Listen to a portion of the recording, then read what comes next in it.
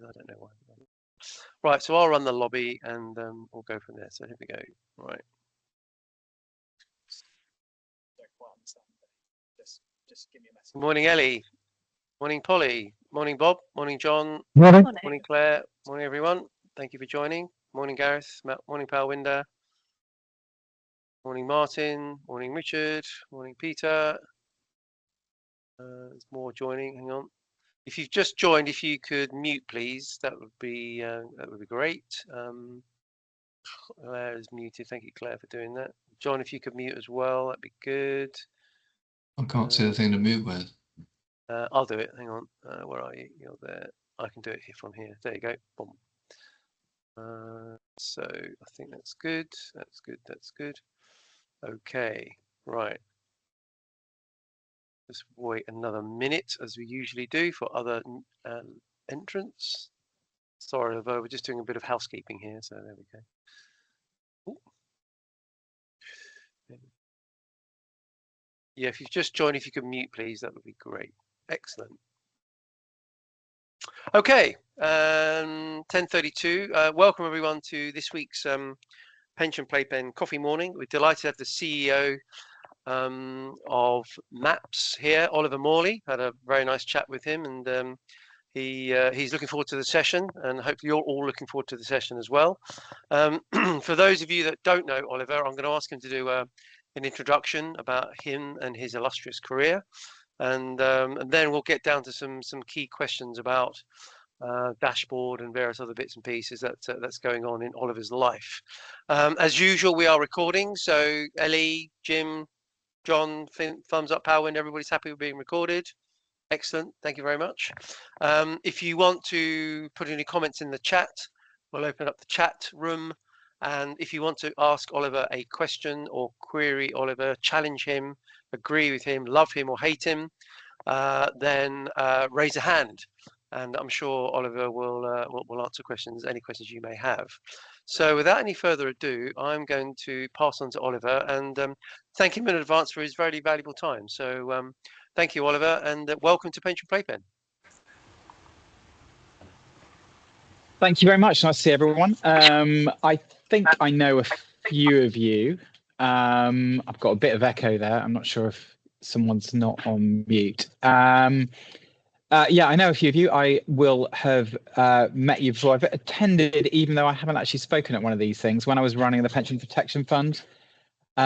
Before, everyone was obviously relatively interested in what we were doing, but we never quite got round to having a session at the Pension Playpen.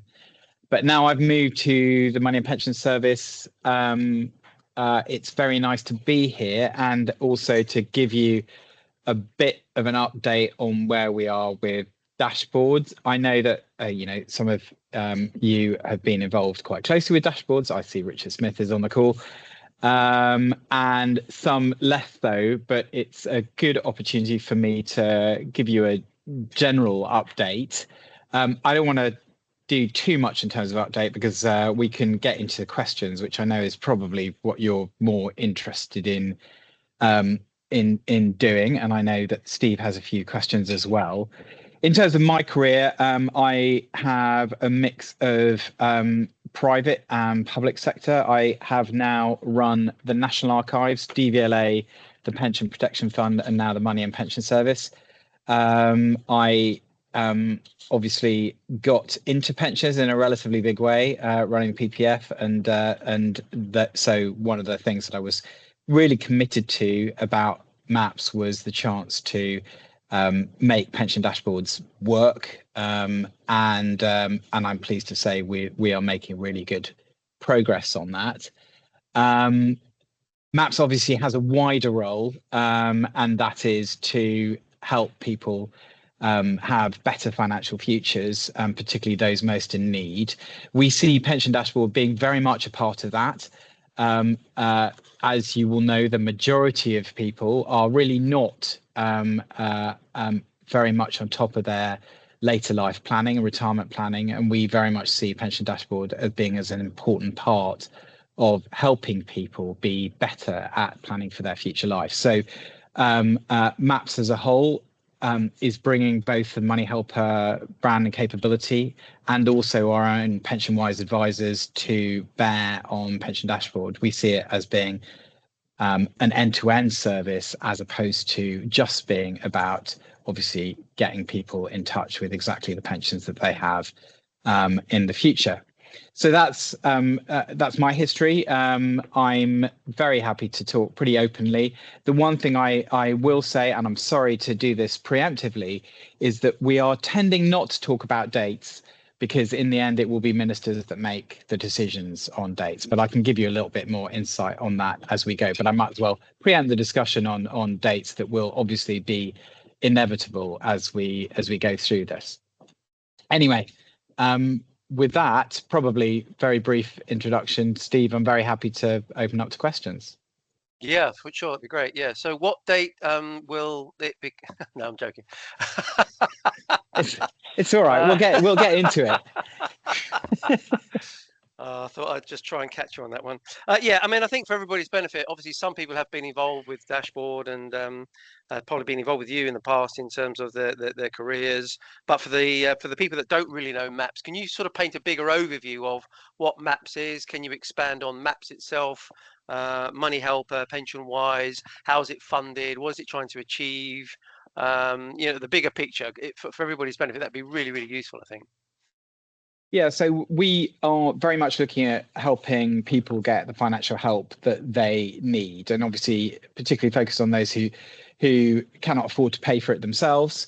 And so we have one of our the biggest brands we have is moneyhelper.org.uk, and that is very much a provision of free financial guidance to people, and they can get that in lots of ways. Obviously, get it online from us, and we're starting to become, well, not starting, I think we are for the most part a bit of a benchmark in terms of the kind of high quality guidance that is generally available to people for free. And you can actually see that if you use a chat bot, for example, it will generally quite often refer to our content, and that is partly because it's coming from UK Gov, but also because we think the quality is high. We also provide via our partners, Citizens Advice, for example, we're one of the biggest providers of free debt advice to people who are in financial need. And obviously, we try to help people with real acute levels of financial difficulty under those circumstances.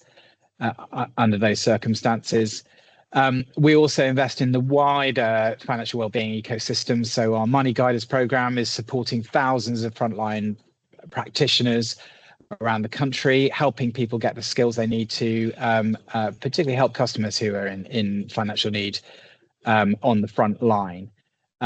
And we are also responsible for convening, at least, around financial education. And we've had some really good news on that, for example. So for the first time in England, financial education has become part of the national curriculum, or will become part of the national curriculum. So there's quite a lot of good news, we think. This is all underpinned by a single UK strategy, which is working with the Treasury's own financial inclusion strategy to make sure that we're having a real impact on people over the years to come. And pensions is a big part of that. Finally, and last but not least, as I said briefly about PensionWise, so we're providing people at 50 the opportunity to have a free advice call, help them with some of the choices they might have to make around their pension. A lot of the calls, for example, are around lump sums, and taking them through some of the options at that stage. Obviously, that will be something that we're really excited about bringing together with Pension Dashboard to make sure it's kind of a holistic end-to-end experience for people, so they really get something useful from that call.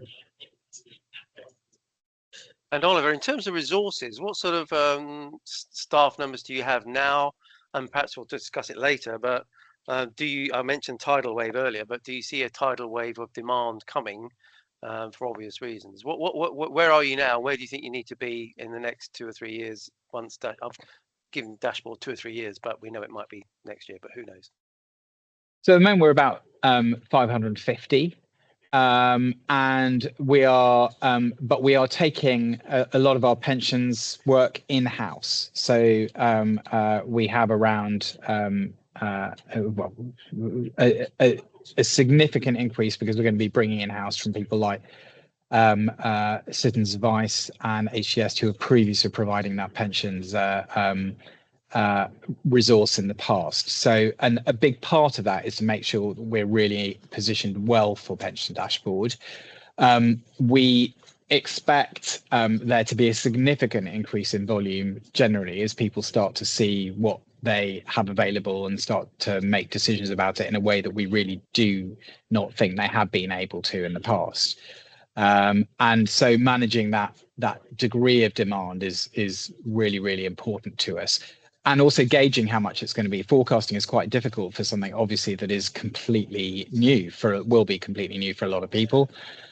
We're also very clear that whereas before a lot of the pensions, the need for pensions advice tended to be directed at over 50s. In the future, for the first time, people will be starting to see all their auto enrollment pots in a way that they hadn't necessarily before, and so they'll be needing help and guidance at that point too. Yeah, okay. I mean, as part of your day-to-day process, presumably you are surveying or have surveyed hundreds or even thousands of potential consumers. Is that feedback giving you any indication of demand? Because out of every 1,000, there'll be 100 that say, "Well, I need to talk to someone," or "I need help." What's the initial feedback giving you, Oliver? I'm not trying to sort of put you on the spot in terms of exact numbers, but I'm just saying there must be a trend out of per 1,000. X will say whatever, and then we'll come to So we're in testing now. We're not at volume testing, but we will be hitting that volume testing. So at the moment, the testing group is under 1,000. I'll say under 1,000 at the moment. So, but we are expecting over coming months to really build that up, and that will give us a perspective on how much people are coming through in terms of the demand for help and guidance. And obviously, a proportion of those will be going online using tools, et cetera, as opposed to needing calls. Okay, so there's a demo version of Dashboard already in place as a workable demo that the people being surveyed can have a play with. Is that what you're saying, or? Gosh, it's not. It's not a demo. It's the full product. Effectively, what we're doing now is we're bringing on. So we have to give you an idea where we are. So we have we can say generally we have 60 million pension pots now connected to the central digital architecture. So we basically have a really good corpus of pensions out there. So to give you an idea, I have 5 out of my 7 pensions on there, and effectively I'm using a fully working product, and we are expanding the testing to unmoderated testing over the we are basically going through that at the moment, so we expect to be able to ramp that up. So yeah, I wouldn't call it a demo. It's effectively it's the full product. It's the full machine, right? Okay. And how many? I mean, before we come to Gareth, in terms of the survey population, is 1,000 enough? Do you think it's 2,000, 3,000, 4,000? Oh no. What's big enough? What's big enough to survey? So we're early stage at the moment. As I said, that 1,000 is the early stage kind of test level. We'll be at much higher. I'm not, because part of it will be a discussion with ministers how far they want to go in testing. But one of the things I've said quite a few times is that I think this will probably be one of the most tested products, certainly in the public sector, and even, to be honest, in 2026 in the private sector, I suspect, in terms of the actual volumes. Yeah, and I'm hoping, as you said earlier, I'm hoping that you're going to be testing people at retirement, people pre-retirement, maybe 50, people with 20 years to go in their 30s or 40s, and actually some young people as well. I mean, please tell us that you are integrating all, including private sector and public sector. I mean, it's going to be a big universe. That's what I'm trying to get at, of surveys. Otherwise, it's going to be skewed. If you only go private sector or you only go public sector, then you're going to get a skewed answer maybe. No, we're very clear about the approach on testing. It's wide ranging, and I think the other thing that we're particularly focused on, because it's MaPS, is we're also very focused on making sure that we are testing accessibility with groups that really need it. So we want the product to be really, really usable, and we want that to go right the way across the board. So it's a very we have a very wide-ranging test plan, which is which I say is underway right now. Okay, thank you for that. Gareth, do you want to ask a question or make a point?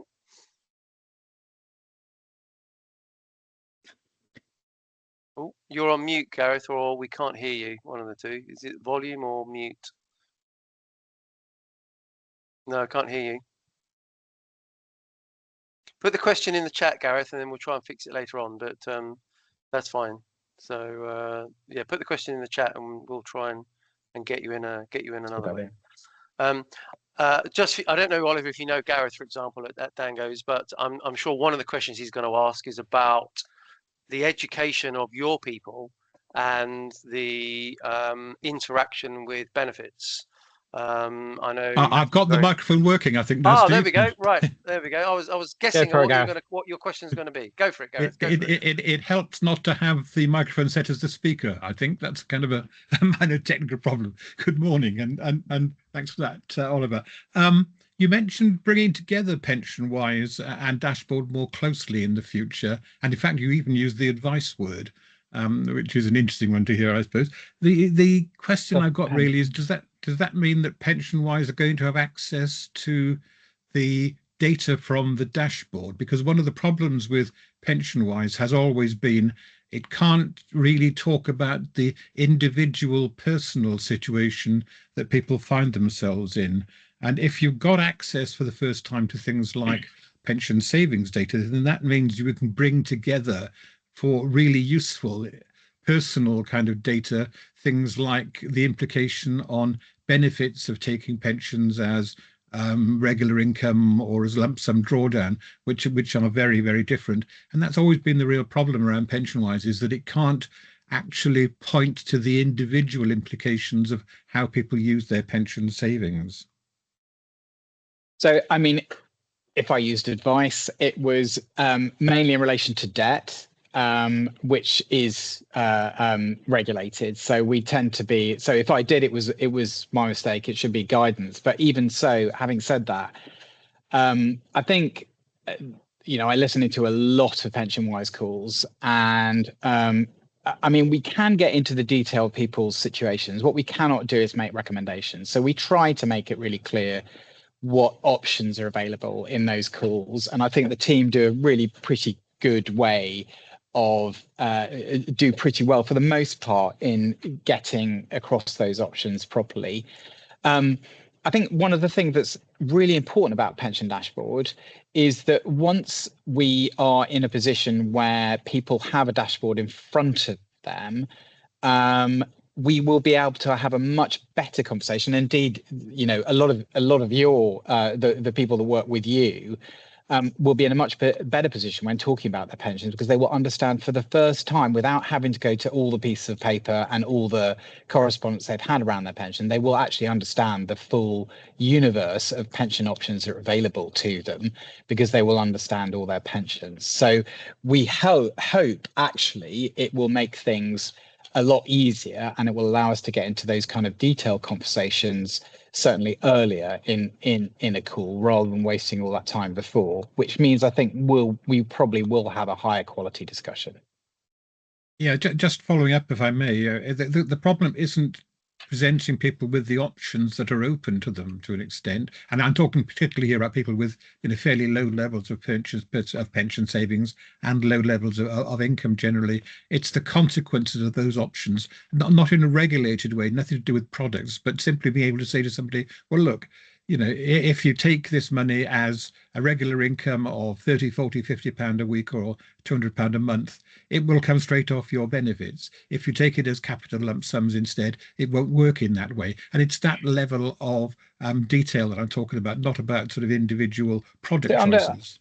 under certain circumstances, we can talk to them about that. That isn't impossible. That kind of discussion isn't impossible for us to talk about.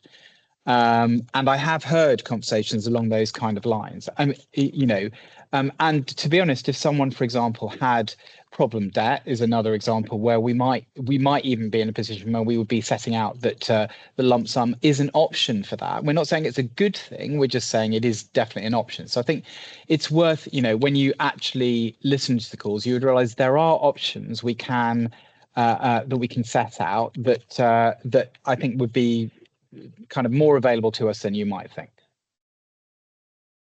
Thanks. Okay, thanks, Oliver. We've got a couple of questions in the chat. Oh, actually, Bob, let's go to you first, then come to the questions in the chat. Go on, Bob. Unmute, please, Bob. Unmute. Good morning, Oliver. I was flying back from Turin for a skiing holiday on Sunday, and I got waylaid in the airport by a group of friends who know my brother. And in that group was a lady who used to work for Thames Water and has a very small pension, a SIP, with St James's Place. And she knew that I work in pensions. And straight away, she was asking me questions about, she's been told by the St James's Place person to make a transfer. And I've said to her, whilst I've been in pensions for many, many years, I've shied away from giving individual advice and don't give individual advice. So I wanted to sort of say to her, you should talk to MaPS and wait for the pensions dashboard. But the St James's Place person is saying, no, make your transfer now, because she's paid a fee for the transfer advice.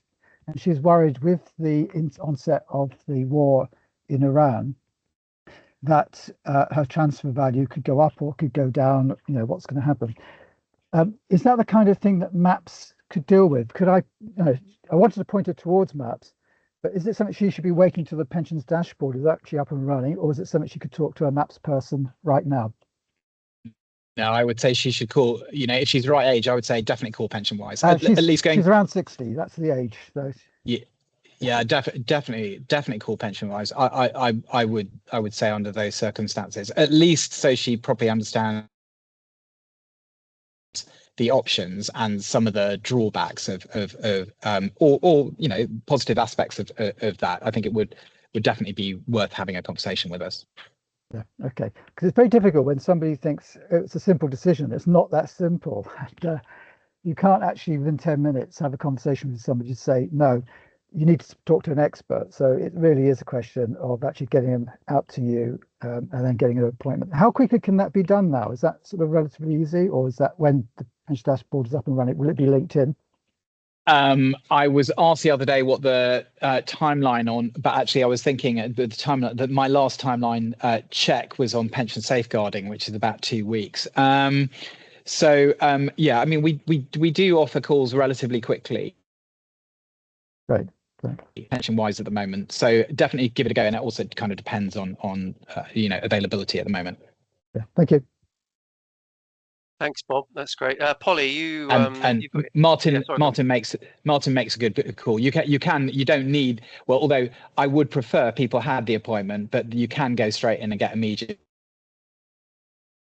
on the helpline. They may well ask you to make an appointment if it's complicated, but yes, that is a useful number. Thank you, Martin. Yeah, cheers, Martin. Polly, we'll come to you next. Thanks, Steve. Hi, Oliver. I had a question about the Money Helper retirement directory being removed last year. So sort of trying to help people find a reputable IFA. Are you able to share some sort of reasons behind why it was removed and whether there's an alternative replacement sort of planned? Yeah, so I mean, look, the honest answer on that is that we felt that others were providing it. And that we didn't necessarily have the wherewithal or indeed necessarily support from the industry to maintain it in the way that we would wish to be able to maintain it at the quality that you would expect from Money Helper. It's quite difficult. If you are government and you run that kind of service, you are effectively in a position where you are authorizing them, for want of a better term. It's not a regulatory role, but it kind of turns into a quasi-regulatory role. We just did not feel we were giving it the justice that we needed to. and so we withdrew from it. It's that simple. I think we are very much open to hearing about how it's going, how the market is operating, and replacements for it, and looking to help. But I think we are not in a position where we can effectively be adjudicating on the worthiness of IFAs. I just don't think that's the right place for us. Thanks. Okay, thank you.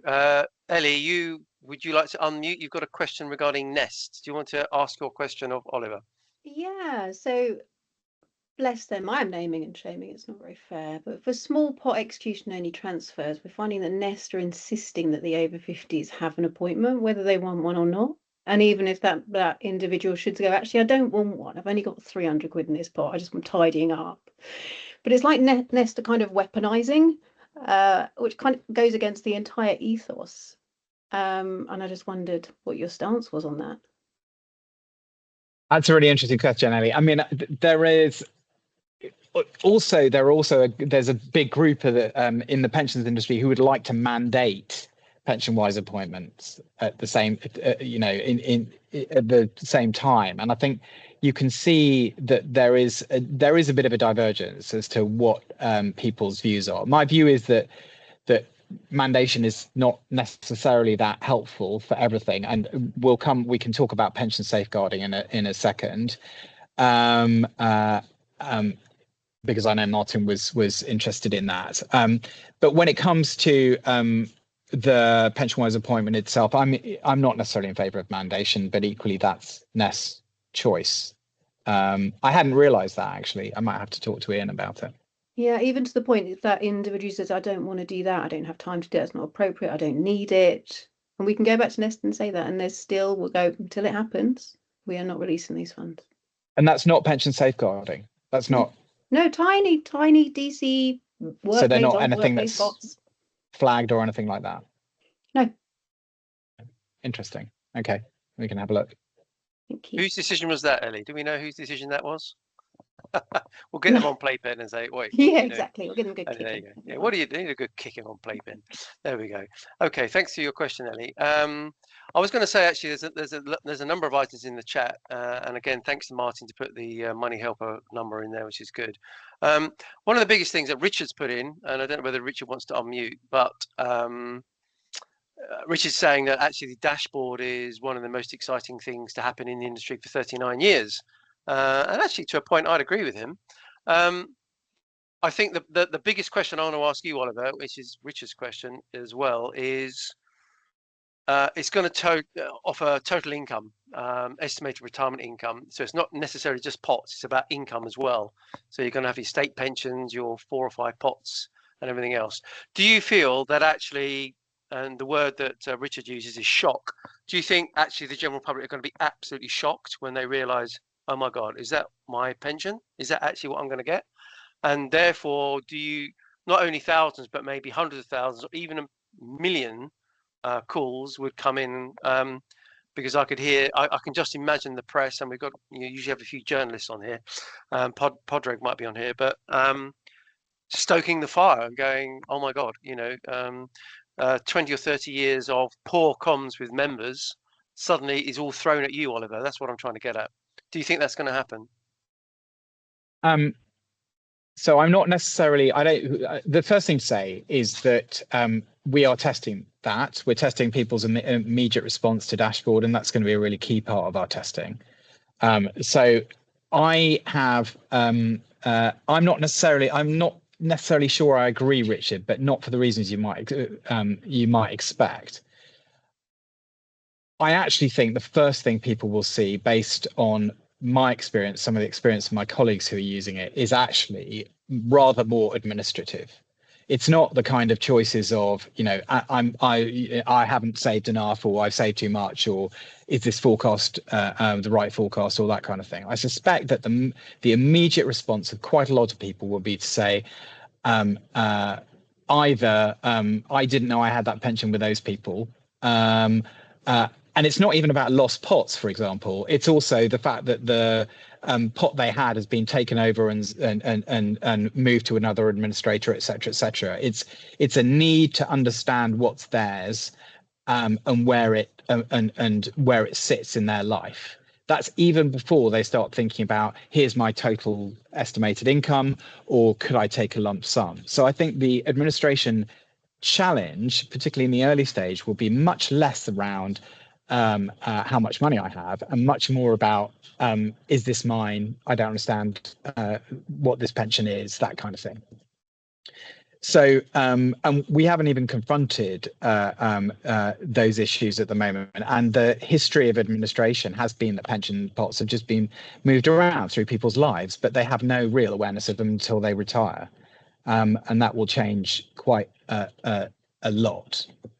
In terms of income, and there's I would say, quite a large theological debate about income versus particularly on the DC side, income versus total.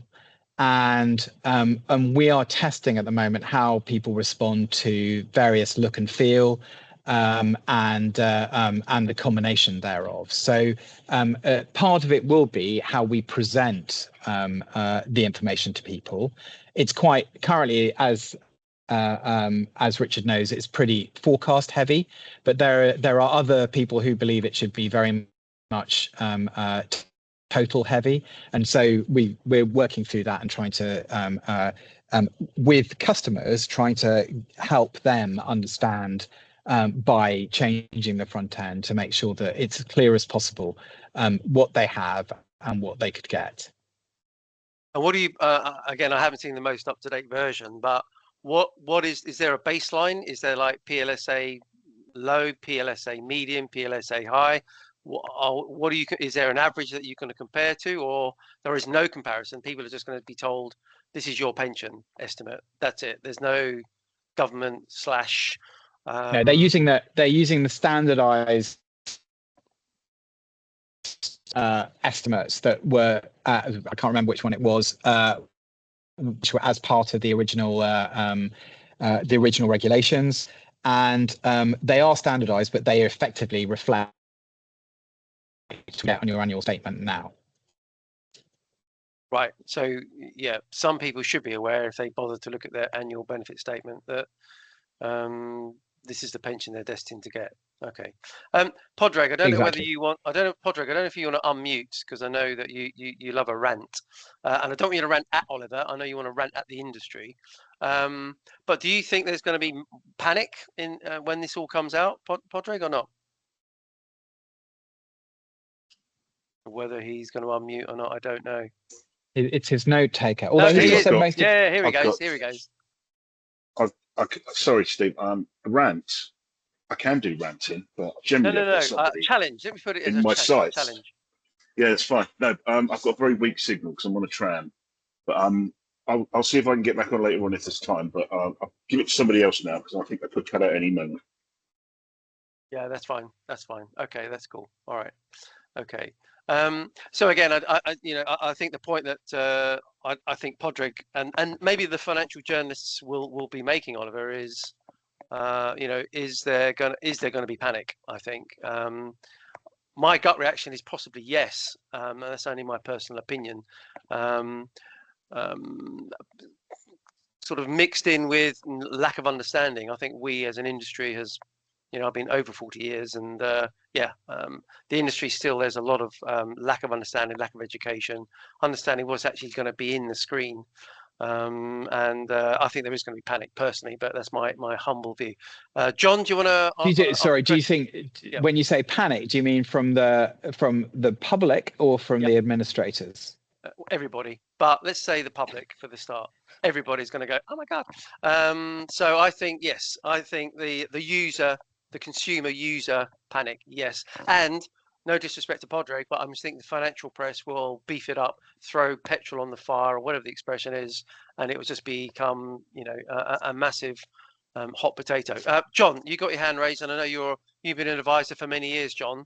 Let's come to you, and then we'll come to Claire. Do you want to unmute, John? No, we can't hear you. You're still on mute. Hang on. Let's see if I can do it.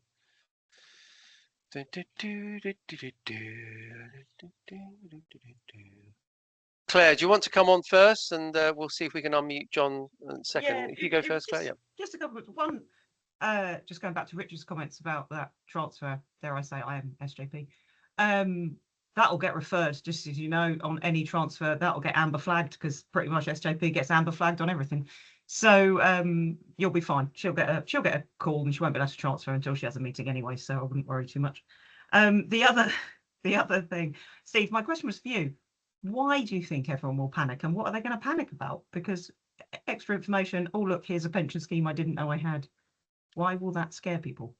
Because I think for years and years and years, people have been they didn't understand. They don't really understand DB. No disrespect to trustees and pension managers on DB.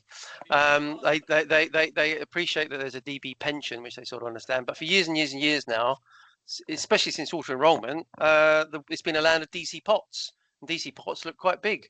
I think there's a massive lack of understanding.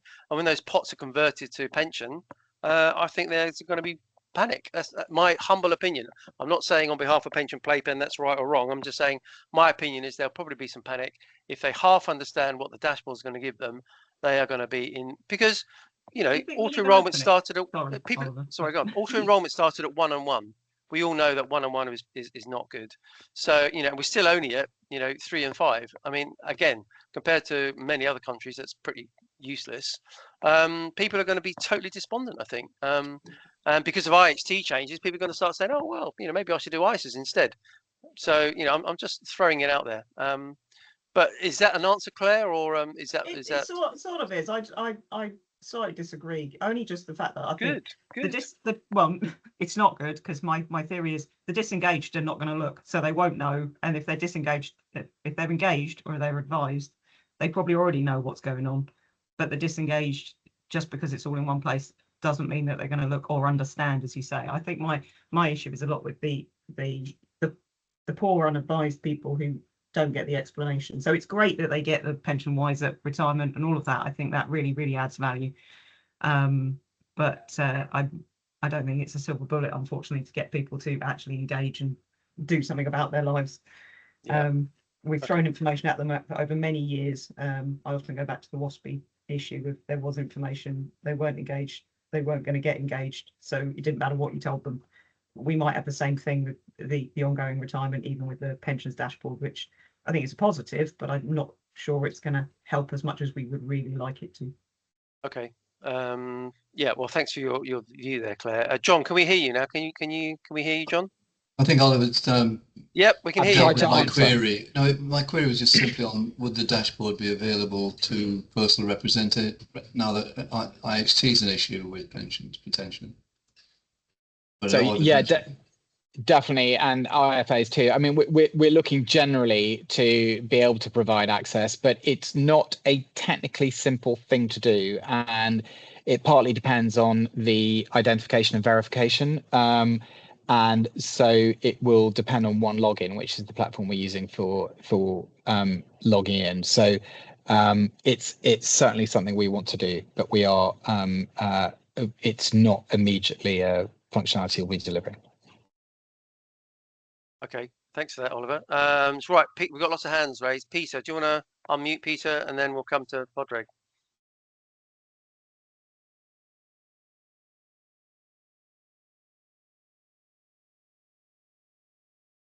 We can't hear you, Peter. There's a problem with your microphone or speaker. Okay, we'll come back to you, Peter. Padraig, do you want to unmute and have a go? Yeah, I hope you can hear me. I've just got off the track. Yeah, we can hear you. We can hear you. Yeah, we can hear you. Yeah. Right. Yeah. Back to your point about throwing petrol on the fire, Steve. The industry, and not least the regulators, have systematically failed consumers over the last 30 years. So I think you might be partially right with a bit of panic, because there can be an awful lot more people realise they don't know anything about their pensions, and they'll suddenly discover that they can't get any bloody advice. single biggest failing in my point, and I know I do hark on about it for those who may have heard these before, FCA's unwillingness to draw a line in the sand, the differentiation between guidance and advice. And people like Oliver wouldn't be falling over themselves using the wrong word, which will confuse consumers. And it's an absolute scandal. It's a farce that we haven't even decided what advice means, pinned it down, so that we can actually box it off for the punters that may actually have to pay for it because they're not getting enough of guidance. So I'm not throwing this, it's not inflaming anything. It's an absolute scandal. This hasn't been resolved in the last 25 years. Okay. Sorry, I ranted, didn't I? No, that's right. That was a challenge, Podrick. It wasn't a rant. That's fine. Oliver, over to you. Yeah, I'm going to deny that I did, but I'll have to listen back to the recording. As I said, I think I said debt advice, but notwithstanding, I do agree there's quite a lot of confusion in the market. We're clear from our point of view that it's about setting out the options. We're not going to be giving, and I believe one of the questions earlier was about target support and some of the implications for us. I mean, we generally are restricted because we are not formally regulated in what we can do. I think, it may, depending on the nature of the queries that come to us as a result pension dashboard, we may need to think more pragmatically about what we're saying and how we're saying it within the boundaries of, obviously discussing with the FCA and TPR more generally.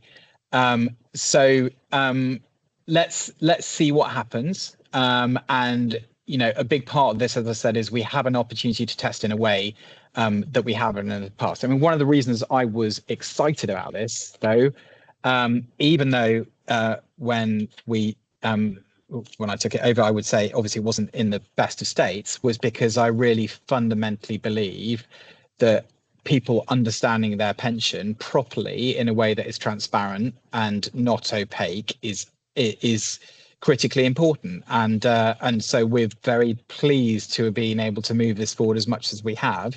And I think when we do launch, it is going to make a really, really big difference, and that's what we're hoping. And I think a lot of us would wish you a lot of success with it, Oliver. I think there's a lot of frustration over the last 20 or 30 years that we maybe should have done this 10 years ago, but hey ho. You were younger then, so was I, but there we are. Right, Peter, can we hear you now? And if we can't hear you, Peter, then we'll come to Max. But Peter, can you try again? No. Okay, I think there's a problem with Peter's microphone. Max, can you unmute Max, and can we hear you? Hopefully you can hear me. We can hear you. That's good. Great. Yep. I think Pensions Dashboard is great. I've kind of been doing some listening on calls, and I see a lot that happens with wake up packs that go out, and people call up, and it then gives rise to, actually one of the biggest things is tax-free cash and taking tax-free cash. And I think Pensions Dashboard will do a good job to make people aware of what the impact potentially could be of taking tax-free cash relative to what your income would be, and the trade-off. So I think there's a lot really that I think once you get to dashboard, it really becomes so what and what next. And I think that, probably just going back to the previous conversation, is not everyone will want advice, and that guidance suddenly becomes a lot more important as to what people want. So I didn't actually have a question, it's more of a comment. All right, Max, thanks for that. And actually, let's raise an interesting question. How deep, Oliver, does the dashboard go? So, for example, tax-free cash on DB schemes is different to DC pots. We all know that.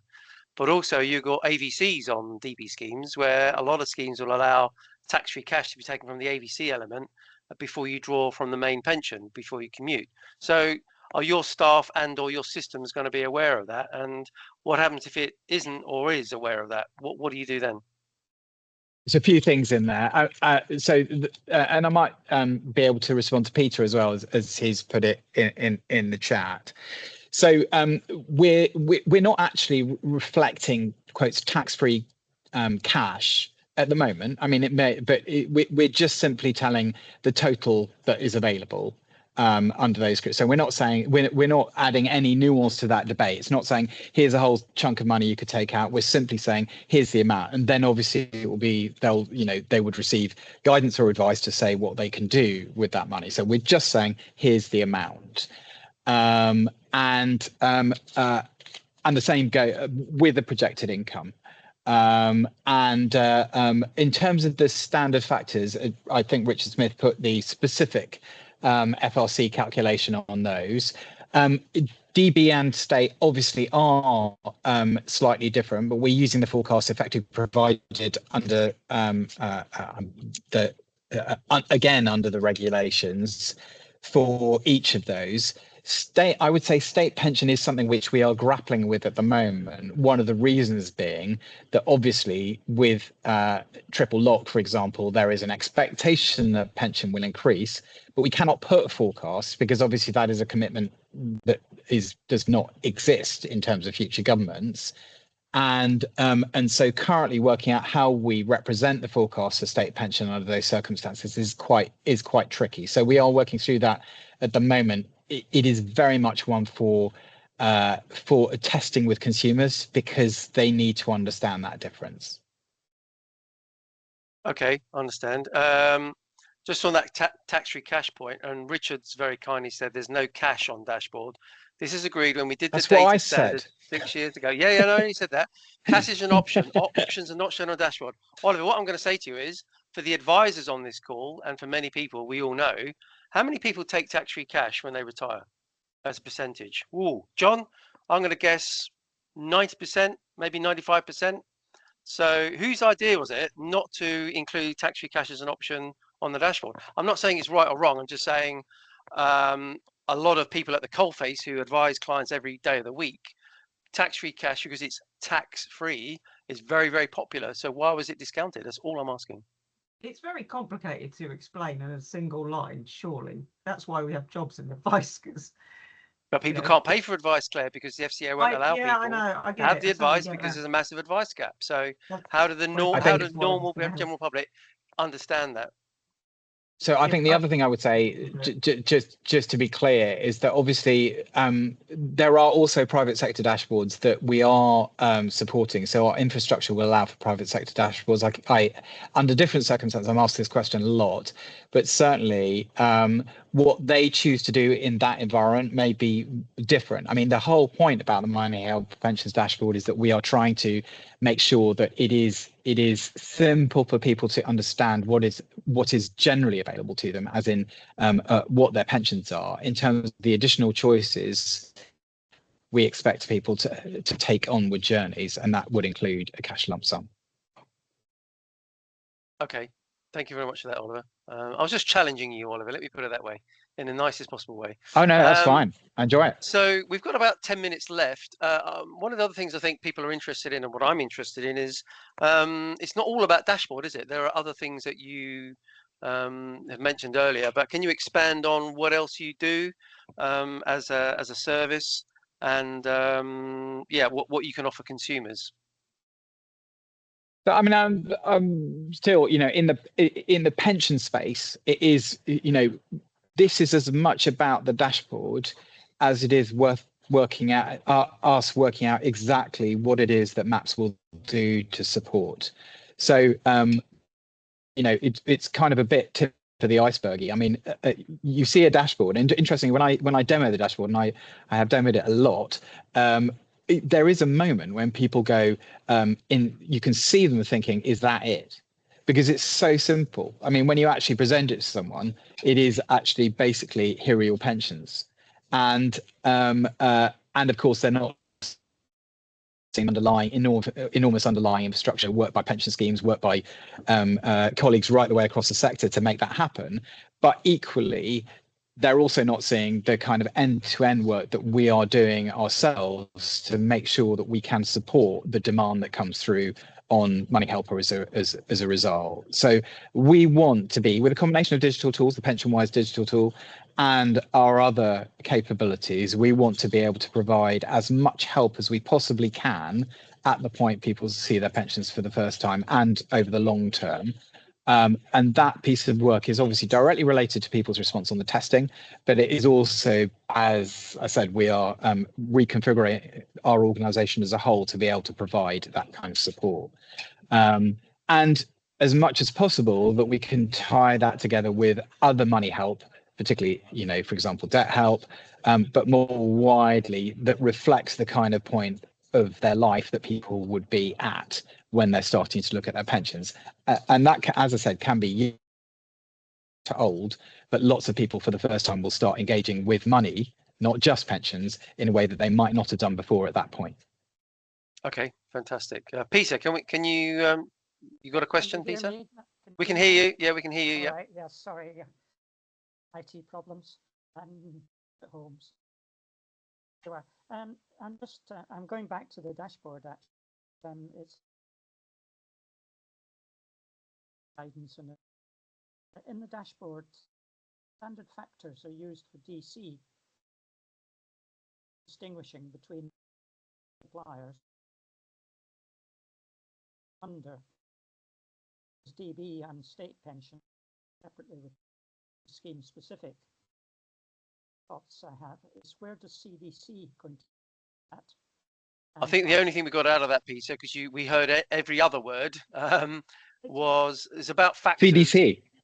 And about CDC. Yeah, CDC. Let's talk about CDC. Yeah. Okay, Oliver.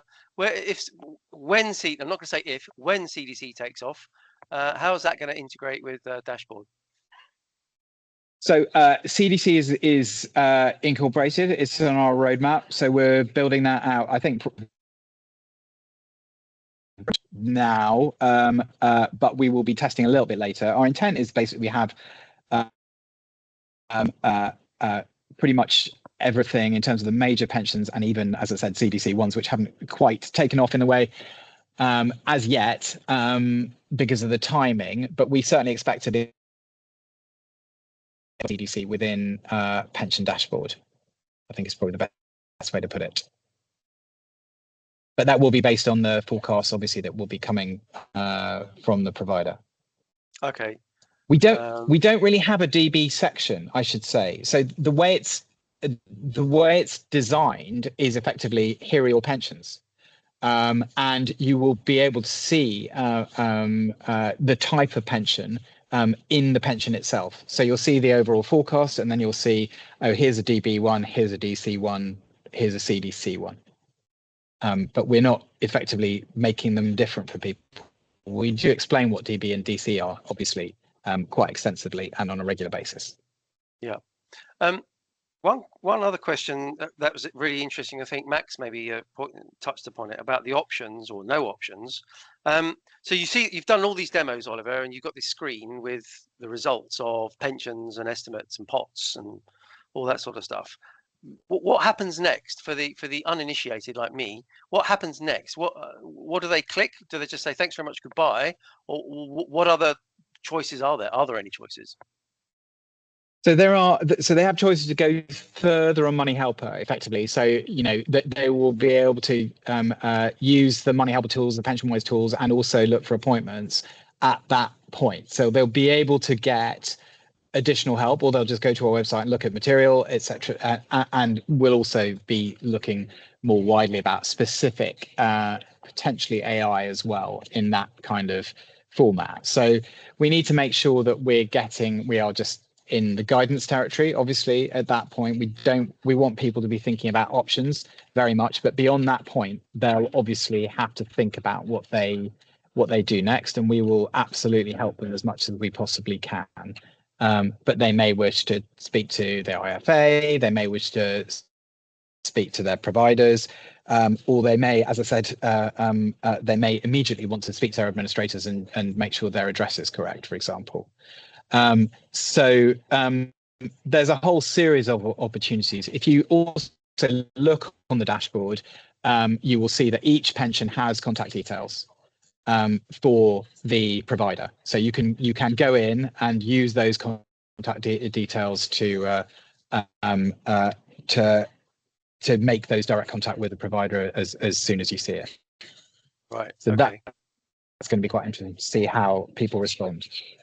Good. Okay. I know we've got some pension managers, some trustees. I know Pal Winder's on here as a trustee. Obviously, John's an advisor. What should schemes and trustees and pension managers be doing if they haven't got a relationship with MaPS now? Is there a strategy that they should have a relationship with MaPS? And are you promoting MaPS to occupational schemes? You know, master trusts, single trust DC schemes, DB schemes. What's the plan there, Oliver? So obviously there's a bit of a split here between the regulator and MaPS. So we're really interested in the connection journey. So I'm very happy to particularly large occupational schemes who are connecting directly to us to kind of get their idea of the experience. But for the most part, it is the regulator who is managing those connections and should be engaging with anyone who's connecting to us, either directly or via another provider. But I'm really open to talking to people, and I am, as I said, we were talking about how it would be quite useful to understand some of that large employer type scheme group who would be managing it themselves. Yeah. So yeah. So if anybody wants to make contact, then get in touch with Oliver, and yeah, we can open up a discussion, which will be great. Okay. So that's good. Any other questions from the attendees? So can we now ask, when's this going to all go live, Oliver? No, I'm not going to ask you about the date because you said at the very No, beginning. it's all right. What I will say is that we're on track on connections, which is October 26th. So we're certainly the date that was specified was all about everyone being connected. I think certainly in terms of our expectation is that we are definitely on track for that. The same in a way goes also for the product. As I said, I can show you on my iPad, we have a fully working product and our testers are using a fully working product. So we need to work through. But the key thing at this stage is that ministers need to have the assurance that it's safe and that it works, and it works in policy terms at the same time as really helping the consumer. And so we have quite a lot of testing to do to make sure that we're in that position. And we need to reflect that in the products as well. So so we are in a really good place. I've always talked about surprising on the upside. Yeah,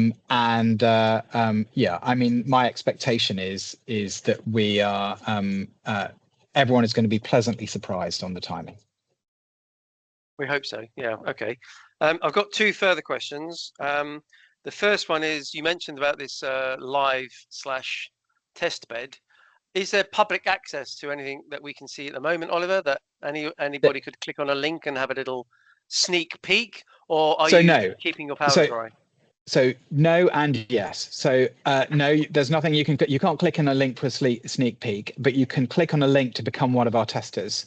And that is, I just reposted my last repost on LinkedIn. There is a link there from Steve, who's our CDIO and who is running the Money Helper dashboard. You can go on there, and I can send you the link again. You can go on there and you can apply to join our test program, which, as I said, is pretty extensive. But what I will also say is that we are not necessarily looking for anyone of the type that is on this call. Okay. And that's not because we're being horrible. It's just you all know too much.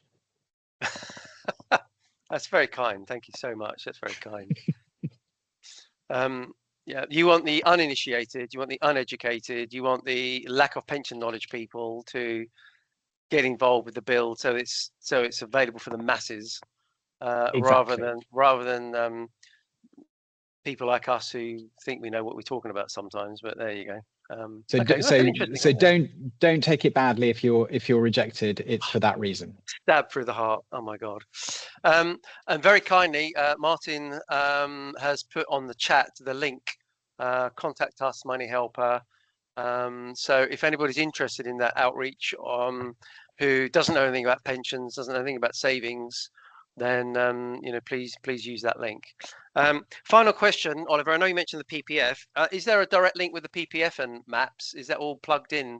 So MaPS services are into the PPF. Bearing in mind you were CEO of the PPF. Is that up and running as well, or is that not running? I'm very pleased to say that the legislation is now in place, which it wasn't before, for the PPF to be connected to the pensions dashboard. That does mean there will be a bit of time to implement it, but previously it was actually not legal for the PPF to provide information to the pension dashboard. So I'm very pleased to say that has now changed. Wow. Well, congratulations. Congratulations. And on that note, I'm going to say thank you to Oliver. Thank you to everybody for attending. Lots of virtual claps coming in, and really enjoyed that session. The video of today will be up on Pension Playpen later on today, and I'm sure Henry will put it out on LinkedIn as well later on today. And absolutely brilliant session, Oliver. We wish you every success with it. And for me and for other people, it sounds like the best thing that's going to happen in 40 years of pension. So bring it on, Oliver. I hope so. You are the knight in shining armor. So let's hope it works. That's very kind, but to respond to the question earlier, I'm never going to be a pensions minister. So definitely not. Okay, well, there we are. Thank you for confirming that. That's great. But yeah, thank you for your time, Oliver. I really appreciate that. As usual on Playpen, we are going to pray for peace in the East and peace in the Middle East, especially now. And let's hope that that conflict can stop. And yeah, please join us next time for another coffee morning on Pension Playpen. So I hope you've all enjoyed it. Apologies for a bit of the technical issues, but got there in the end. But thanks for your time. Enjoy the rest of your day and the rest of your week. And thank you, Oliver, again. Absolutely fantastic session. Pleasure. Thank you all. Take care. Thanks, Bye. everyone, for your questions. Thanks. Bye.